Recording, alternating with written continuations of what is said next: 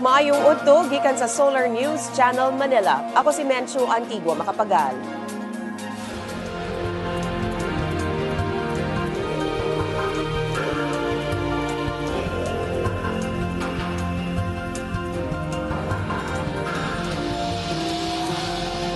Dili menos sa 5 ang patay tungod sa pagbaha sa Zamboanga City. Gipospone sa Commission on Elections ang barangay elections sa Zamboanga City. Gitaho nga midangop sa Davao City ang pamilya ni MNLF founder Nur Miswari nunot sa kagubot sa Zamboanga City. Og andam na ang duha ka NBA teams alang sa pre-season games dinhi sa Pilipinas. Dili mo menos sa 5 ang patay tungod sa pagbaha sa Zamboanga City. Samtang suspended gihapon ang klase og trabaho sa gobyerno sa Zamboanga City karong adlaw tungod sa pagbaha. Sigon sa mga otoridad, ibalik ang klase og trabaho ugma kung mamaayo na ang panahon sa syudad. Atong sayron ng detalye, pinaagi ni Liza Hoxon. Liza? Yes, Menchu, humigit kumulang nga sa 200 pang mga pamilya mula sa Barangay Putik dito sa Zamboanga City ang nagsilikas patungo sa mga evacuation centers matapos ang malakas na ulan kagabi. Ang bilang ng mga namatay ay tumaas na sa 5 katao mula sa 3 naiulat kahapon.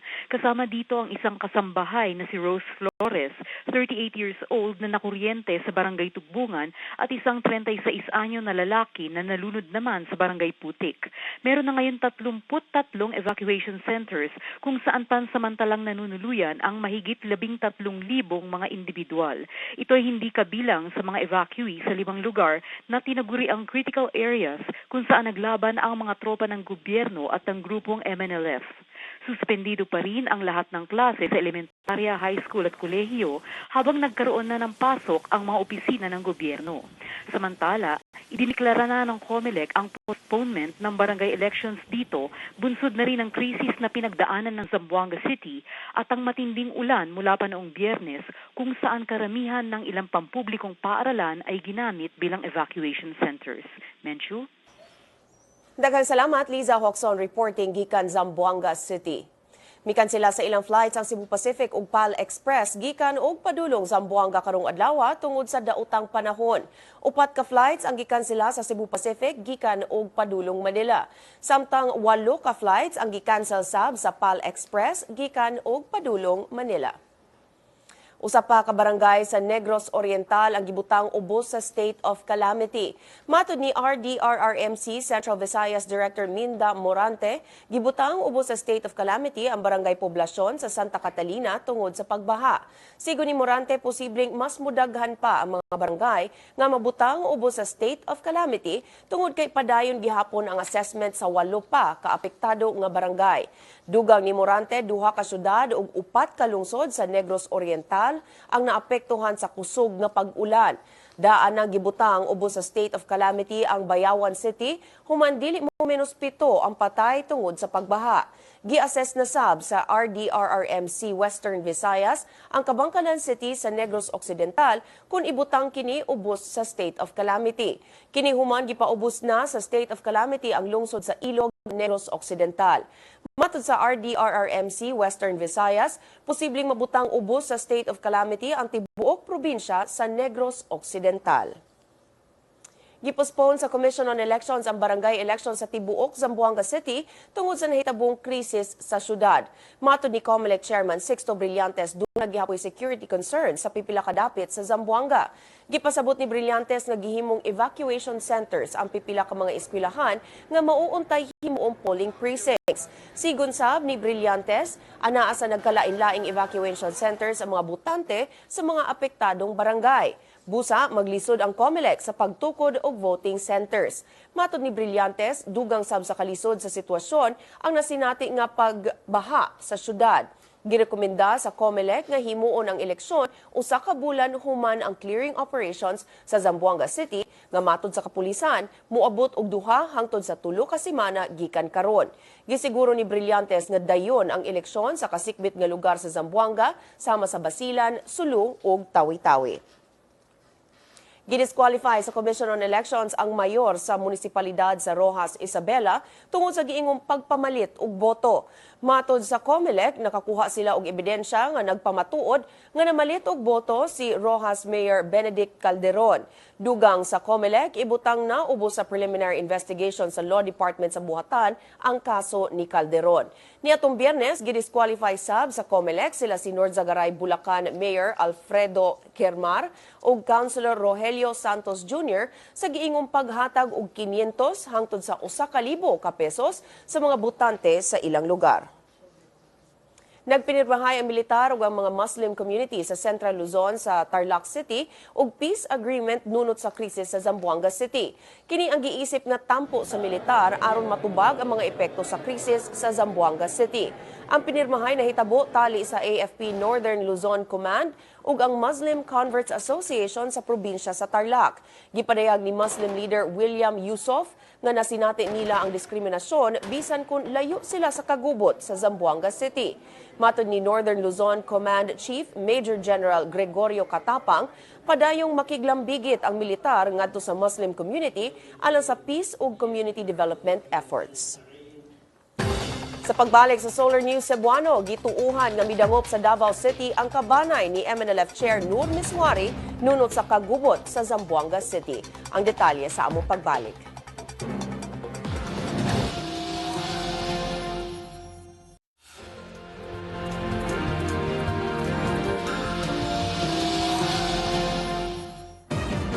Aniya ang front pages sa mga pamantalaan sa Sugbo. Sa Sunstar Cebu ug sa Sunstar Super Balita, nasikop ang anak sa barangay kapitan sa Suba, Cebu City tungod sa giingong kalambigitan sa Masyao. Sa Cebu Daily News, posibleng ikiha sa pipila ka environmental groups ang DPWH ug ang DENR kung putlon ang mga kahoy sa Naga Karkar Road, Habagatang, Sugbo. Og sa The Freeman, headline sab ang pagkasikop sa anak sa kapitan sa Suba, Cebu City tungod sa giingong kalambigitan sa Masyao. Sa Central Visayas, gidasig sa Department of Environment and Natural Resources ang mga local government units pagpahingusog sa monitoring sa mga barangay diin sagad adunay landslides ug flash floods. Si Justin Vestil sa detalye. Justin? Yes, Mencho. Nakita ni DNR 7 Regional Executive Director Isabelo Montejo Jr. ang pagpanginahanglan lang sa mga LGU sa Central Visayas sa pagpalambo sa ilang information drive diya sa barangay level aron masiguro nga ang mga mulupyo makaandam alang sa katalagman. Pahimangno sa kini ni Montejo taliwala sa pagbaha dala sa ulan dito sa mga syudad sa Bayawan ug Dumaguete ug sa mga lungsod sa Basay, Siaton ug Santa Catalina sa Negros Oriental. 5,000 ka tawo ang namakwit sa maong dapit tungod sa baha. Gibugyan sa ni spokesperson sa DNR 7 nga si Eddie Yamedo nga ang lalawigan sa Sugbo adunay 80 ka barangay nga giila sa Mines and Geosciences Bureau isip highly susceptible sa pagdahili sa yuta kung landslides o pagbaha. Sa Cebu City adunay 19 ka barangay nga gitumbok sa DNR nga namiligro sa landslides. Sa ganini anaa sa bukirang bahin sa maong syudad. Samtang 5 ka barangay sa syudad ang kanunay lunupan. Miabiso sila Medo nga sa mga barangay o paghimo og mga lakang aron luwas ang mga mulupyo lakip na ang pagbakwit ni atong anaa sa peligrosong dapit. Mencho. Daghang salamat, Justin Vestil reporting gikan Cebu City. Sa Leyte, gitaho nga adunay usa ka mayor nga nagdumili pagbulig sa anti-insurgency campaign sa militar sa iyang dapit. Tungod niini, gipahinumduman ang mga mayor sa pagtabang sa militar. Si Wilmark Amazona sa detalye. Wilmark? Mencho, gipahinumduman ni Leyte Provincial Administrator Vincent Imnas ang mga mayor sa pagpaluyo sa peace and security campaign o sa development projects sa Armed Forces of the Philippines sa probinsya sa Leyte. Kinihuman gitaw nga usa ka mayor sa usa ka lungsod wala motabang sa armadong kusog alang sa anti-insurgency campaign sa iyang dapit. Wala hinuon nganli ang maong mayor sagad sa dapit sa Leyte sa Leyte province mga apektado sa influence sa communist group mao kadtong mga lungsod anaa sa North Central hangtod sa South Central area sa probinsya. Lakip sa programa sa military mao ang gihimo nga 78 Infantry Battalion sa Burawen, Leyte ug ang 19th Infantry Battalion sa Kananga diin ang mga kani-rebelde gi-organize aron makadawat og assistance gikan sa gobyerno alang sa livelihood projects. lakip sa proyekto sa Burawen ang gidevelop na River Resort, Warrior Resort o ang Hot Spring Resort sa lungsod sa Haro. Gitabangan sa militar ang mga mag-uuma sa lungsod sa Colubian, Leyte o sa San Isidro. Menchu. Daghang salamat, Wilmark Amazona reporting gikan Tacloban City. Atong sayro na front pages sa mga pamantalaan sa Mindanao. Sa Sunstar Davao, giingong gibaliwala sa mga kawatan ang crackdown order sa Davao City Police, human gikawatan ang tulo ka panimalay sa syudad kagahapon. Sa Bandera, Mindanao, gisaway ni kanhing Senador Joker Arroyo si Presidential Spokesperson Edwin Lasierda ug ang ubang spokesperson sa presidente tungod sa giingong katapulan. Sa Mindanao Daily, Northern Mindanao, giduso sa Cagayan de Oro City Council ang government exam alang sa mga security guards.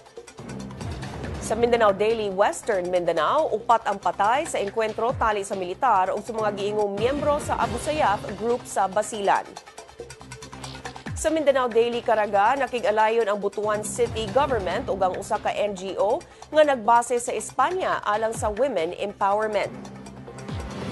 Ug sa Mindanao Daily Davao, gihimakak sa opisyal sa Office of the Presidential Advisor on the Peace Process nga ilan ang gibaliwala ang peace talks tali sa mga miyembro sa National Democratic Front. Tunan sa konseho sa Cagayan de Oro City ang tinguha nga ipaubos sa examination ug bomb detection training ang mga private security guards sa Dakbayan.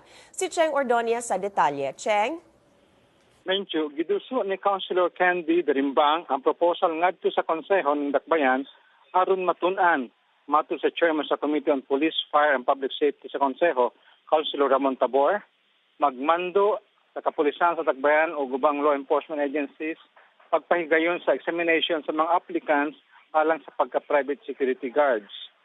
Tuyo sa proposal nga mahimong takos o kompleto sa kahibalo ang mga private security guards ilabi na kadtong madestino sa mga malls o shopping centers. Matud ni Tabor, tuyo sab sa proposal na mabutang ubos sa bomb detection training ang mga gwardya. Mencho. Daghang salamat, Cheng Ordonez reporting gikan Cagayan de Oro City. Andam na ang duha ka NBA teams alang sa preseason games ugma dinhi sa Pilipinas. Kining balita hatod ni June Tariman. Niadto pang Lunes nangabot dinhi sa nasod ang Houston Rockets ug Indiana Pacers. Ang duha ka teams magsangka ugma diha sa Mall of Asia Arena alang sa labing unang NBA preseason games sa nasod. Gi-familiarize na sa duha ka teams ang MOA Arena ug nangandam na kini sa dula. Anaa na sa Rockets si Dwight Howard, dugang nila ni Jeremy Lin ug James Harden. Karong adlaw nagsugod sab ang napulo ka preseason games sa NBA gawa sa mga NBA Global Games sa tulo ka nasod sa Asia, dito sa China, Japan ug Taiwan. June Tariman, Solar News. Kung buot ninyo matanaw pag-usab ang episode karon sa Solar News Cebuano, i-like ang among Facebook page, ang Solar News Cebuano. Bisitahin sab ang among website www.solarnews.ph.